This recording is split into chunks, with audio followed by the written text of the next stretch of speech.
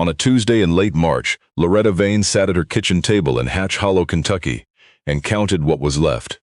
$41 and some change. She counted it twice, not because she doubted herself, but because her hands needed the occupation while her mind refused to accept what her eyes were seeing.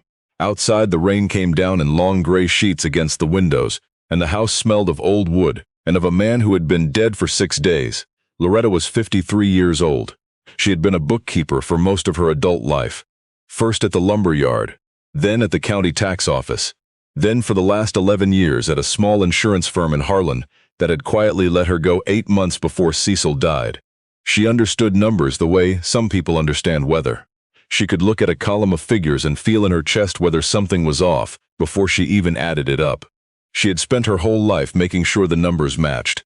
They did not match now, not even close. Cecil Vane had been a woodworker, not the kind who sold his pieces at craft fairs or took commissions from the wealthy families over in Lexington, though he could have. He was the other kind, the kind who fixed things. He repaired antique furniture for people who could not afford the specialty shops. He re-glued the legs of kitchen chairs that had sat in 3 generations of the same family. He recaned the seats of rocking chairs brought to him by old men who said their grandmothers had rocked babies in those chairs, and meant it as a serious thing. He had a small shop behind the house, not much bigger than a 2-car garage, and he had worked in it every single day for 31 years, and in 31 years he had never once charged what the work was worth. That was what Loretta had argued with him about, more times than she could count. She had the receipts. She kept the books, because he certainly never would have. She knew exactly what the shop brought in each month, and exactly what it cost to run it, and the margin between those 2 numbers was, in her professional opinion, an embarrassment. Cecil charged $12 an hour for labor, when the going rate in Harlan County was 3 times that. He charged hardware at cost. When the customer was a widow living on Social Security, he charged nothing for the labor at all, only the materials, and sometimes not even that. Loretta had set the books in front of him on the kitchen table 100 times.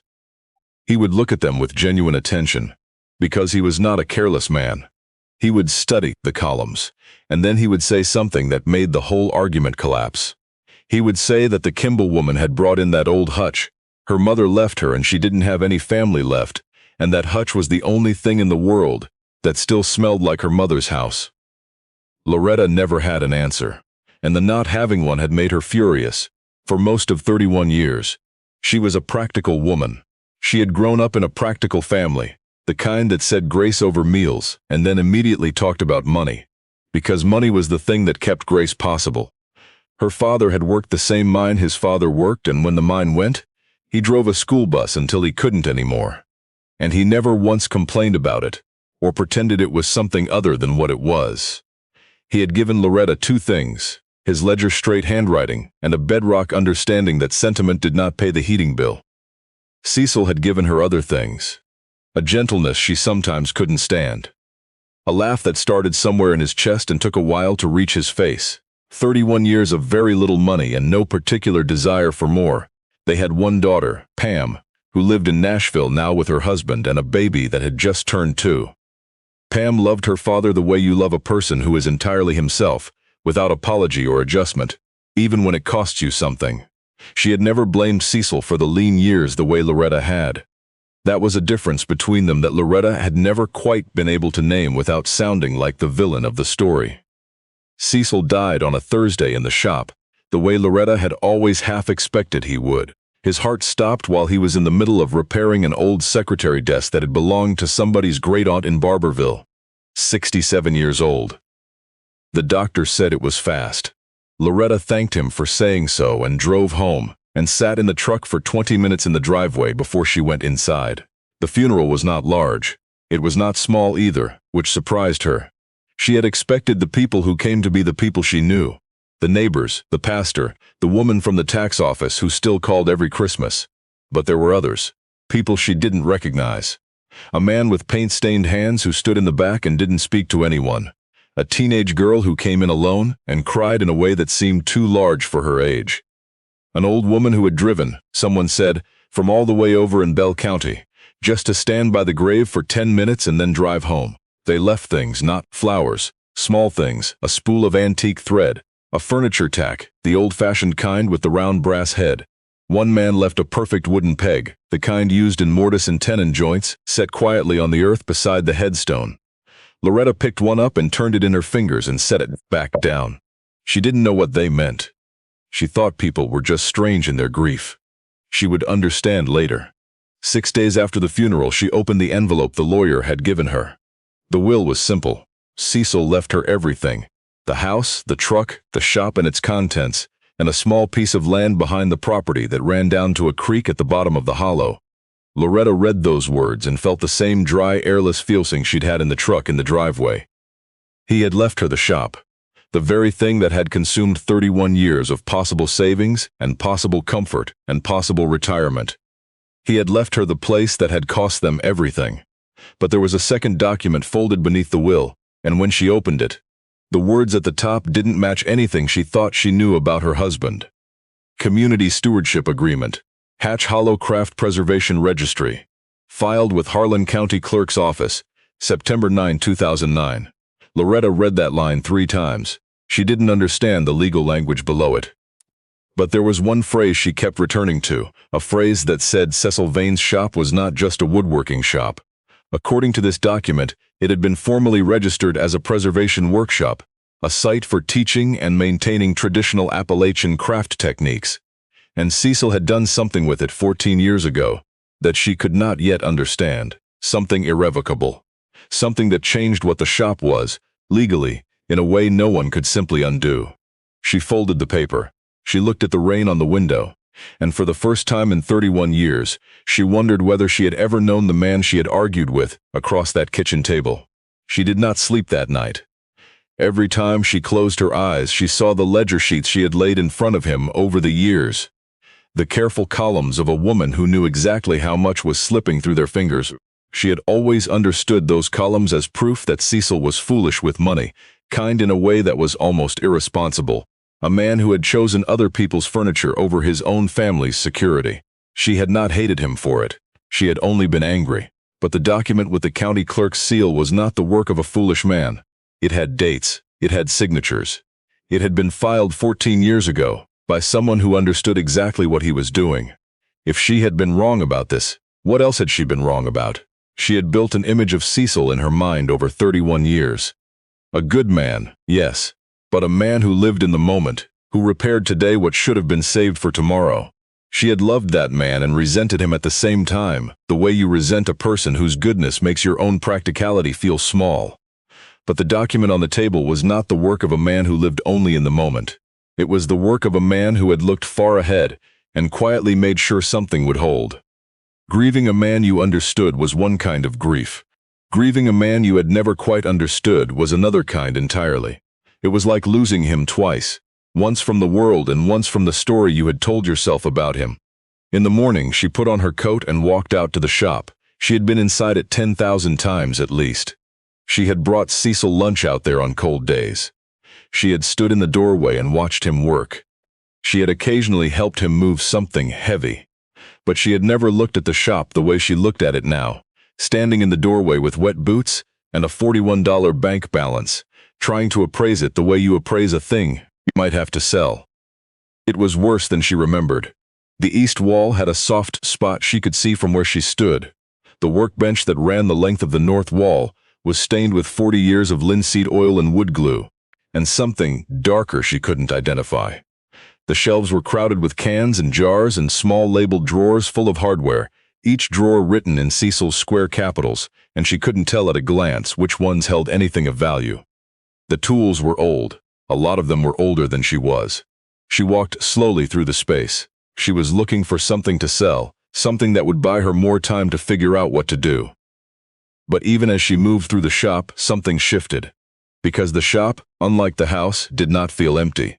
The house was full of Cecil's absence.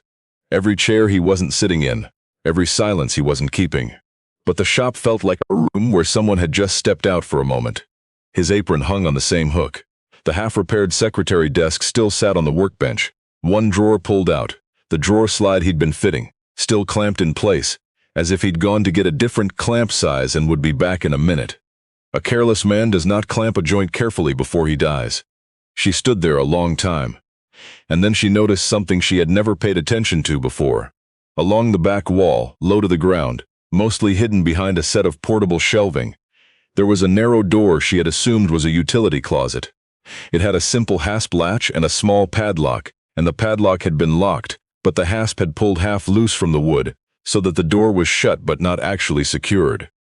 She pulled the shelving aside, worked the hasp free with 2 fingers, and opened the door. Inside was a workstool, a battery lantern on a shelf, and along the back wall a set of deep shelves packed tight with binders, not tool catalogs, not supply orders, binders with handwritten spines. The handwriting was Cecil's. She pulled one down. It fell open to a page that smelled of cedar shavings and old ink. It was not an accounting book, it was a record. Harlan County, Kentucky. The work and the workers. The first page was dated 1991. A list of names, each with a date, a piece of furniture described in plain language, and a short note. She turned the page. More names. She turned again. A decade of names, column after column, each one a person and a piece of furniture and a small private history. June 3, 1992. Mrs. Bessie Cornett, Loyal. Ladderback chair, 1 rear leg sheared, original peg replaced. She carried it 4 miles on the bus. Would not hear of payment. Materials only. February 14, 1995. A man whose name he would not give. Drop leaf table, veneer lifting on both leaves, water damage. Said the table had been in his family since before the Depression. Left a jar of honey in trade. Accepted. October 9, 1998. 2 boys' brothers brought in a toy chest their father had built before he went to prison.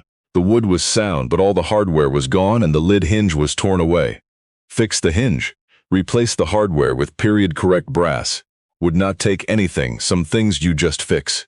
Loretta sat down on the work stool and kept reading. The light moved across the shop floor and she did not notice it. She read entries from before she'd met him. A younger man's handwriting, the letters looser, the notes longer. She read entries from the years when Pam was small and they were barely making the mortgage, and she had lain awake so many nights doing arithmetic in her head.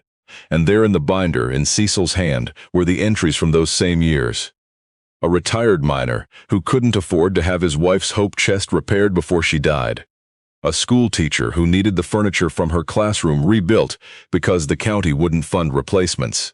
An old man who came in with a broken music stand and apologized 3 times for not having any money, and Cecil's note that said only, "He played while I worked."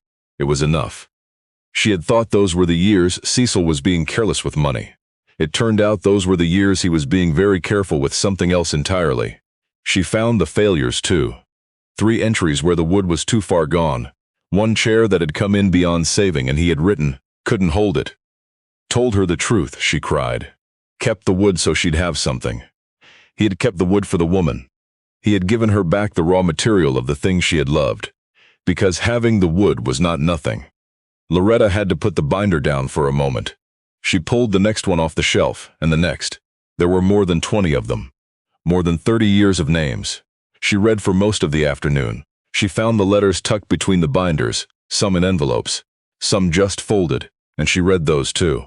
One from a man in Middlesboro who said Cecil had repaired his grandfather's roll-top desk and charged him $40 for what must have been 30 hours of work, and that he had gone home and told his wife they had found the last honest man in Kentucky. One from a woman who wrote every few years to report on the antique sideboard Cecil had restored for her. The same sideboard, her mother had said, was beyond help, and to tell him it was still standing and still beautiful, and that her daughters fought over who would inherit it someday. There was a short letter, only 4 lines, written in pencil on a piece of paper torn from a school notebook. "Mr. Vane, you fixed the desk my dad made before he died. You didn't charge us. My mom said to say thank you. I'm saying it too, no name, no date." The paper was worn smooth at the folds, handled many times. Loretta held it and thought about what it meant that he had kept it. She thought about how many things in this shop she had walked past without ever stopping to look at them. She wept, there in the back room that smelled of cedar and old glue, sitting on a work stool with a binder in her lap. She wept not just from grief but from something sharper. She had spent 31 years looking at the books and seeing the wrong story. Every entry where he wrote no charge or materials only, or accepted trade, she had read as a failure of business sense. But every one of those entries was also a line in these binders. A name. A piece of someone's life still standing somewhere in the world because her husband had put his hands to it. She was still sitting there when she heard the shop door. She got up, walked back through the main room, and found a girl in the doorway. 17, maybe 18. Dark hair cut short, wearing a jacket that was too thin for the weather, her arms crossed tight against the cold. She did not come inside. She stood on the threshold the way you stand when you're not sure whether you have the right to enter. Loretta asked if she could help her. The girl said her name was June. She said she didn't want anything. She said she just used to come by here sometimes after school, and she had heard that Mr. Vane had passed and she wanted to see if the shop was still. She stopped. She looked at the workbench, at the secretary desk still clamped and waiting. She swallowed. Loretta told her to come in out of the cold. June came in slowly, the way you come into a place where someone has recently died, careful with the air. She looked around with the eyes of someone who knew this space well, knew which shelf was which, knew where the clamps hung, knew the particular smell of it. Not the eyes of a visitor, the eyes of someone who had been here many times and understood what she was looking at. Loretta asked how she knew Cecil. June said he had been teaching her to do repairs since she was 14, that she had come in one afternoon because the small table in her bedroom had a broken leg and she couldn't afford to replace it. And Cecil had fixed it in 20 minutes while she watched. And then he had handed her a piece of sandpaper and said that if she wanted to learn how, she should come back on Saturday. That she had come back every Saturday for 3 years. She said this the way you say something you expect will not be believed. Quietly, watching Loretta's face for the wrong reaction. Loretta asked why Cecil had never mentioned her. June said she didn't know for certain. But she thought maybe it was because he didn't like to make a thing out of what he did. That if he talked about it, it became a story about himself, and he didn't seem to like stories about himself. Loretta thought about 31 years of a man who came home from the shop, sat down to supper, and talked about the work but never about himself. She thought she had understood that to be modesty. She was beginning to understand it was something more than modesty. It was a discipline. He had decided somewhere along the line that the doing was the thing, and the telling was a kind of taking back what you'd given. June stayed for an hour. She showed Loretta where everything in the shop was kept, not because Loretta asked, but because it seemed to her that someone should know, and she was the one who knew. She showed her which chisels Cecil had ground to his own particular angle, and why. She showed her the small notebook he had kept in his apron pocket, just for the day's work, separate from the binders in the back room. She showed Loretta the way he would pause before starting on any piece, lay both hands flat on the wood and just be still for a moment, feeling the grain, before he picked up a tool. She said he told her once that every piece of wood remembers being a tree, and your job was to listen to what it remembered, before you decided what to do with it. Loretta had been married to this man for 31 years. She had never heard that. She had never asked. Before you hear what Loretta found at the bottom of the last binder, and it is the thing that changes everything in this story. We want to stop for just a moment. If this story is moving you, if you believe that quiet work deserves to be witnessed, please hit subscribe and drop a comment, telling us where you're watching from. It truly helps stories like this one reach the people who need to hear them. Now let's go back to Loretta and what was waiting for her in that last binder on the shelf. The final binder was thinner than the others. It was also the newest. The entries in it ran from 2018 to the previous November, and the last one was dated 10 days before Cecil died. She read through it the way she had read through the others, slowly, with the battery lantern pulled close, and near the middle of this last binder, she found a section that was different from the rest. It was titled in Cecil's square capitals, The Teaching Log. It was a record, not of repairs but of people he had taught. Not formal students, not a class, just people, one at a time, who had come to the shop and learned something. A retired man who came every Thursday for 2 winters to learn how to make furniture for his grandchildren. A woman who had inherited her mother's antiques and wanted to learn how to care for them herself. A 15-year-old boy who had been caught stealing and was sent by the county as an alternative to juvenile detention. Who turned out, Cecil wrote, to have a gift for reading wood grain that I have seen in maybe 4 people my whole life. He will be something. And then, toward the back of the teaching log, she found June's name. The first entry was dated 4 years ago.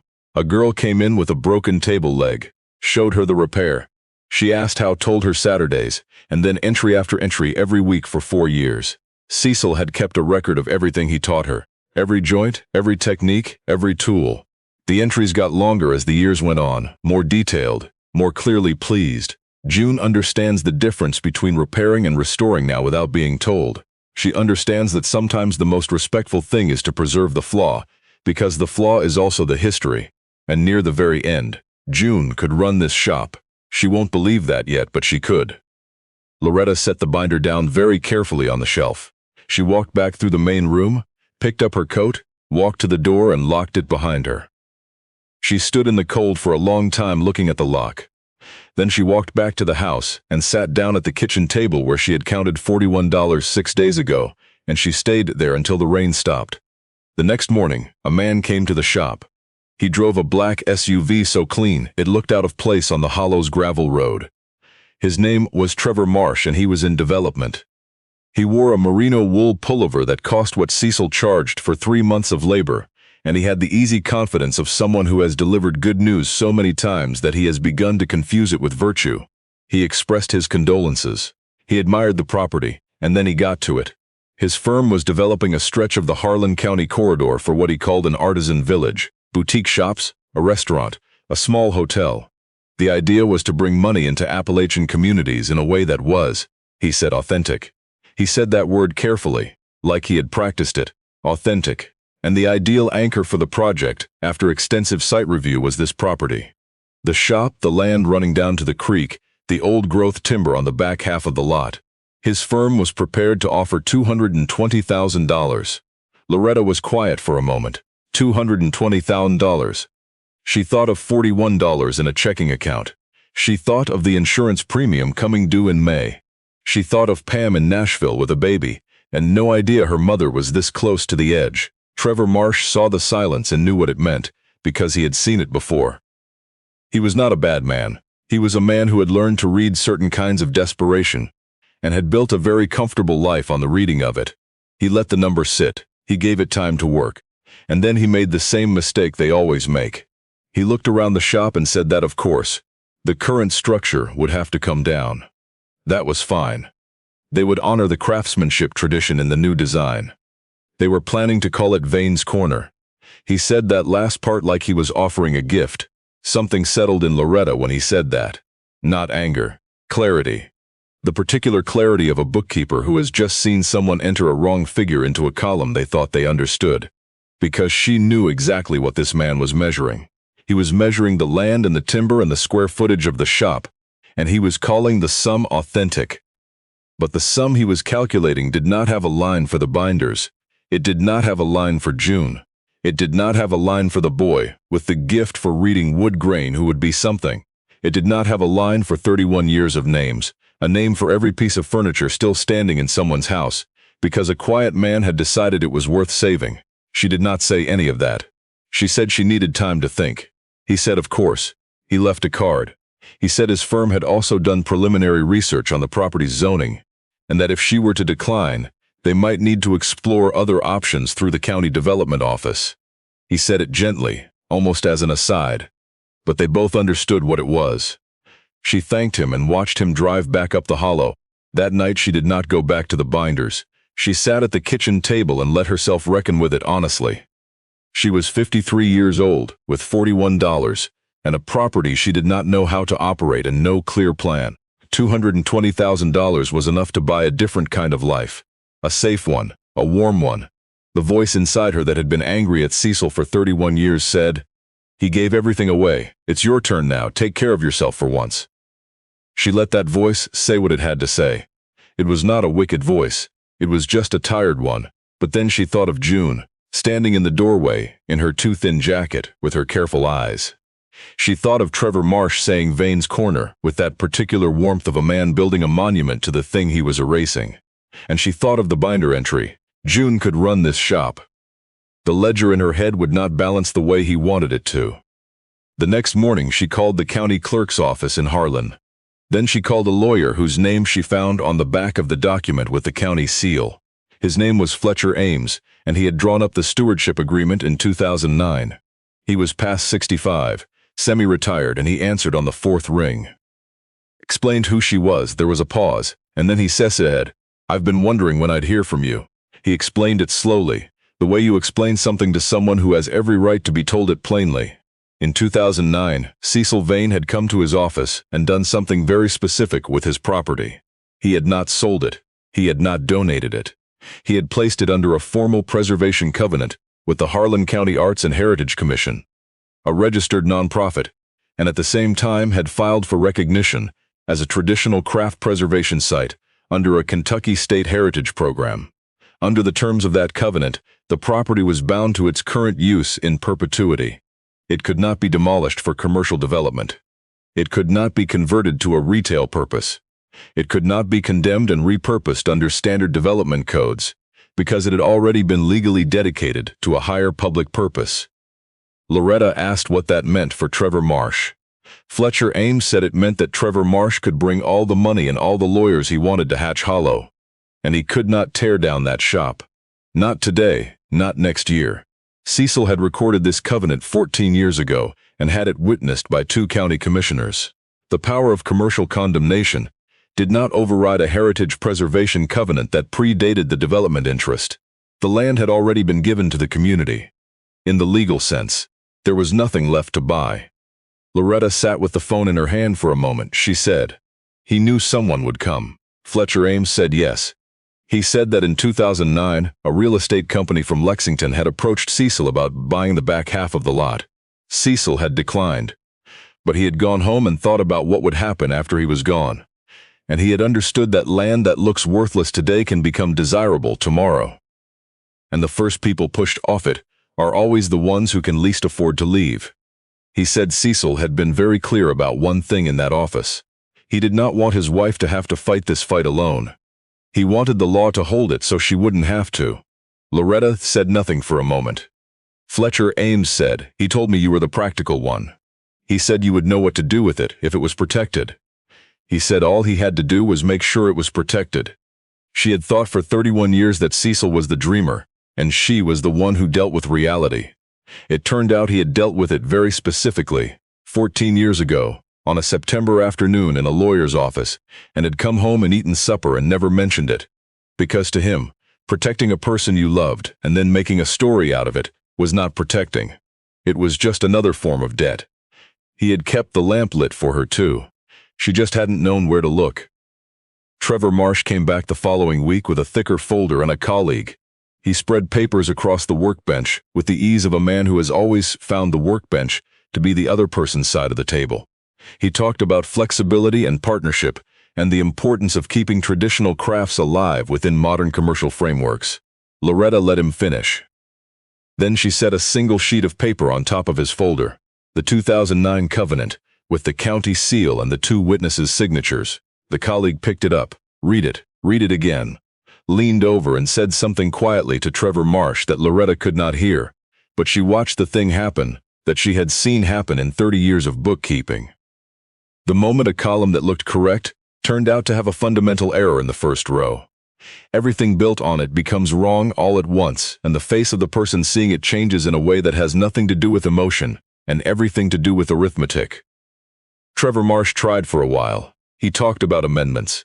He asked if perhaps the Heritage Commission might reconsider the covenant's scope. He suggested a contribution to the Commission's preservation fund. Fletcher Ames, who had come down with Loretta that morning and was sitting on the work stool in the corner, said only this: "The covenant isn't a lock you can find a key to. It is a door built into the wall. Cecil Vane built it that way deliberately, because he understood that men with money always come back.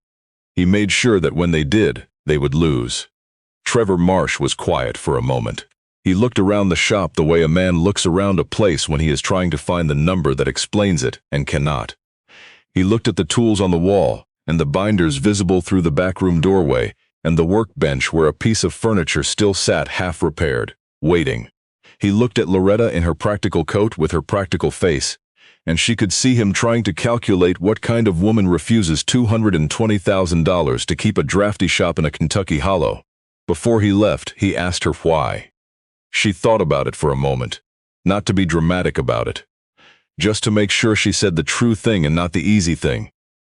She said her husband had spent 30 years making sure that people who had nothing could still hold on to the things that mattered to them. She said he had understood that furniture was never just furniture. It was the proof that a life had been lived, that a family had sat somewhere, that someone's hands had made something that lasted. She said Cecil had decided that work like that deserved to keep going after him, and she was not going to be the one to tell him he was wrong about it. She said, "You appraised this property at a number. My husband spent 30 years appraising it at something else entirely. One of you measured wrong." He did not answer.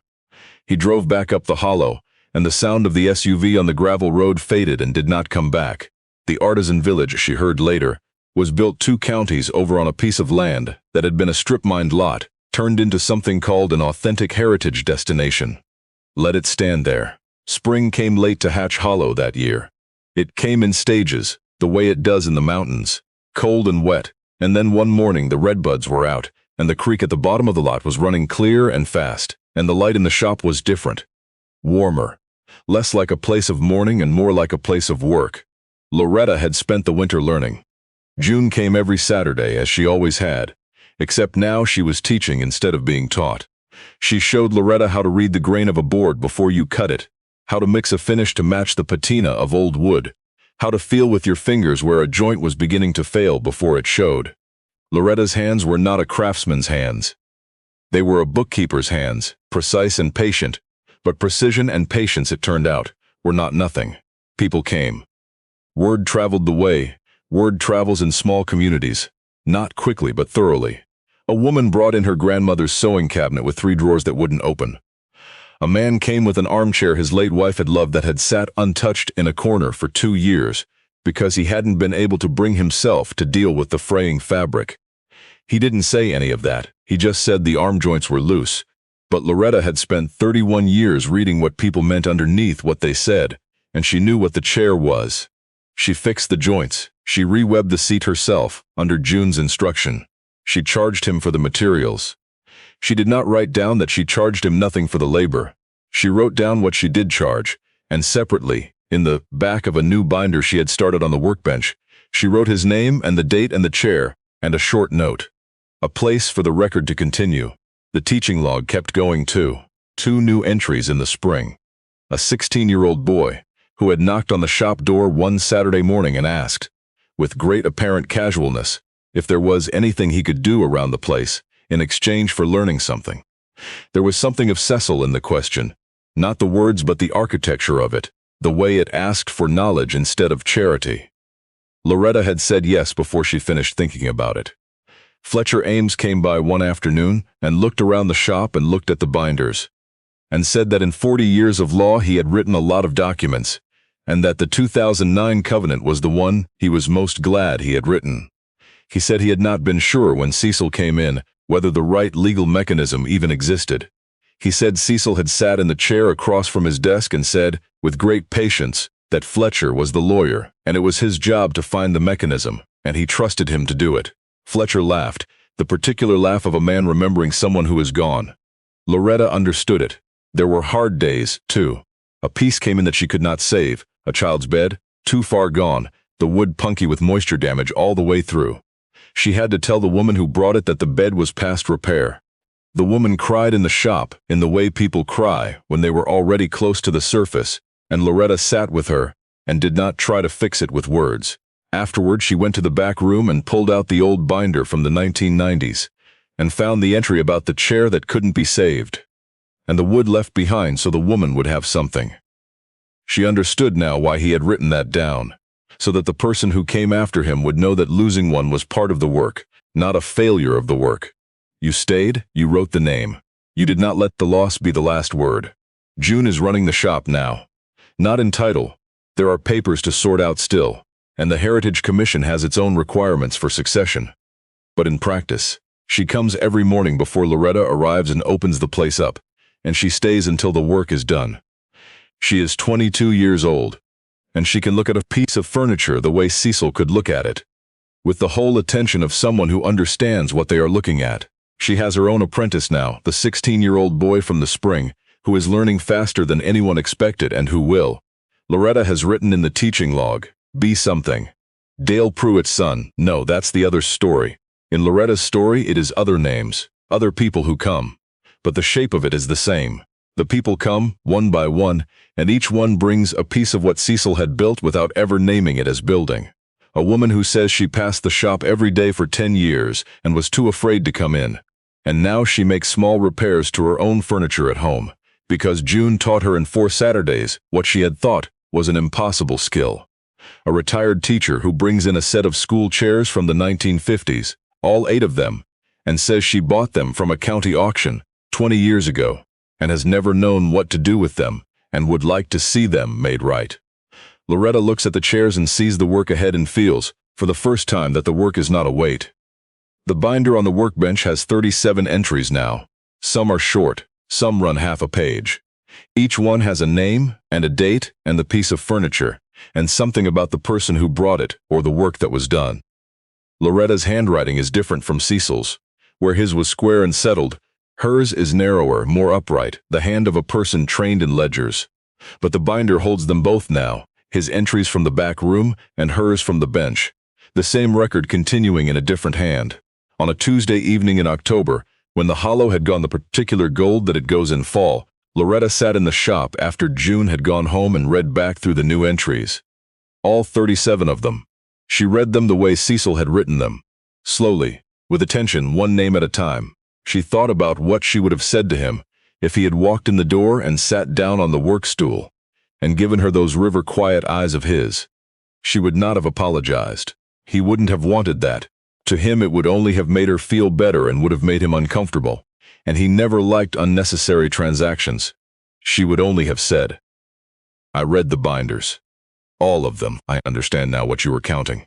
She thought he would have nodded. He would have said something small and gone back to the work.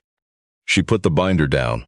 She looked at the secretary desk on the workbench, the one that was waiting when he died, and she picked up the drawer slide he had clamped in place, and she finished fitting it.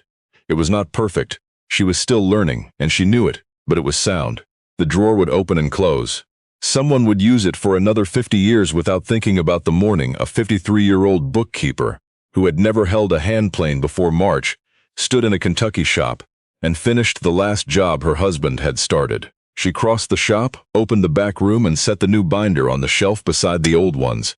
31 years of his, 1 year of hers. The shelf held them all, and there was still room.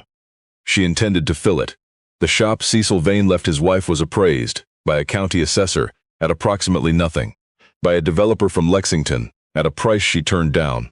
By herself, after a winter of reading and learning and sitting with 31 years of being wrong about something important, at a value no column could hold and no number could express. A name written down so it will not be forgotten. A chair made sound again so it can carry one more generation. A girl who came in off the street at 14 and is now the person who opens the shop in the morning and knows where every tool lives and can teach someone else to listen to what the wood remembers. Cecil Vane left his wife a shop and a set of binders full of names. It took her a winter to read them, but she read everyone, and she kept writing. That is all any of us can do with the time we are given. Keep the record, hold the work, leave the door open for whoever comes next.